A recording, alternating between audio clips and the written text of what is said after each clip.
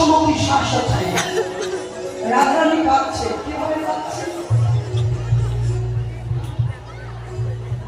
তোমাদের শিখিয়ে দেবো, রাধারানী কত বলো শেখাবো, কি করে কাঁদছে রাধারানী দেখাবো। তোমরা কিন্তু বাড়িকে কাজে লাগাবে। প্রত্যেক বছর কমিটি কীর্তন নিয়ে আসবে, তোমরা কীর্তন শুনে বাড়ি চলে যাবে, শিখতে হবে।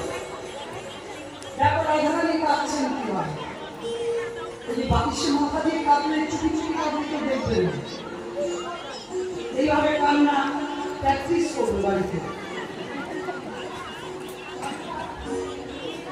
এইভাবে কান্না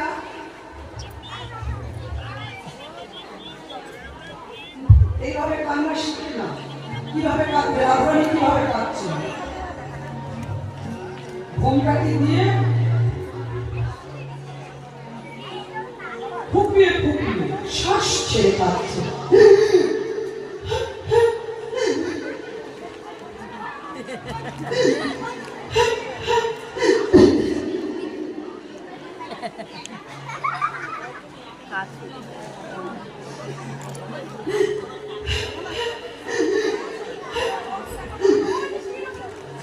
একেবারে শ্বাস নিয়ে কাঁদছে।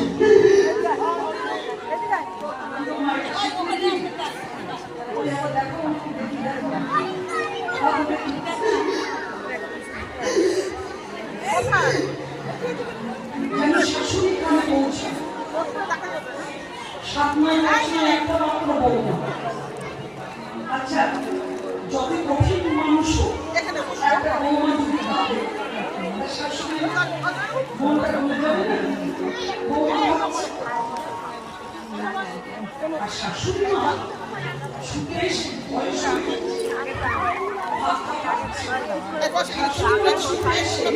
কোলে কোলে দিলে কেন কাঁদো